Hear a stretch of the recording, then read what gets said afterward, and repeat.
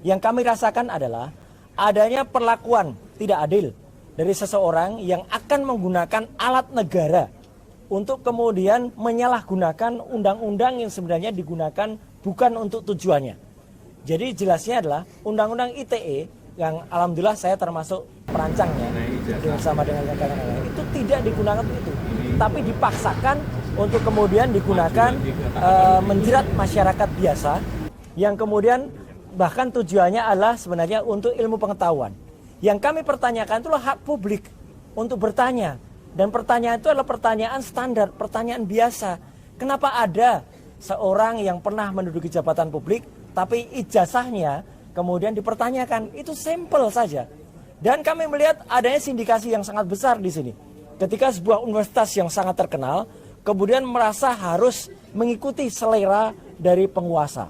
Jadi itu yang kami laporkan kepada Komnas HAM. Dan insya Allah Komnas HAM bisa kemudian tadi yang saya dengar Pak Lulu dan Mbak Grace juga berkomunikasi dengan salah satu komisionernya Pak Ulil.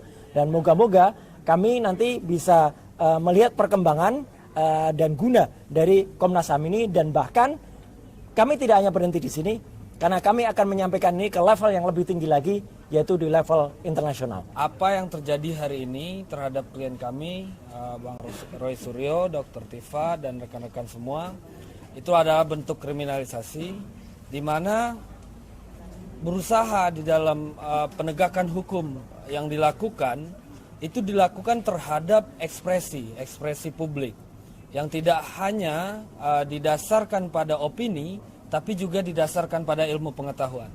Nah, bagaimana dengan sangkaan atau dugaan pasal yang kemudian digunakan? Nah, kalau dari kita dengar ya, keluhan atau aduan ya yang disampaikan oleh pelapor, dalam hal ini Saudara Joko Widodo, itu kan dia melapor merasa difitnah. Tapi kemudian oleh pihak kepolisian di dalam perkara ini digunakan pasal-pasal yang sifatnya itu adalah melindungi suatu informasi atau transaksi elektronik yang bersifat sistemik.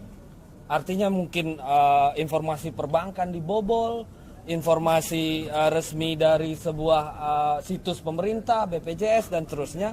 Itulah yang ancaman penjaranya 12 tahun penjara, yaitu pasal 35 Undang-Undang ITE, atau pemalsuan bukti, menyembunyikan informasi, proses hacking dan lain-lain di pasal 32 Undang-Undang ITE. Kita tahu selama ini orang tidak bersetuju dengan orang lain atas pendapat yang dia tidak suka, tidak menggunakan cara-cara seperti itu.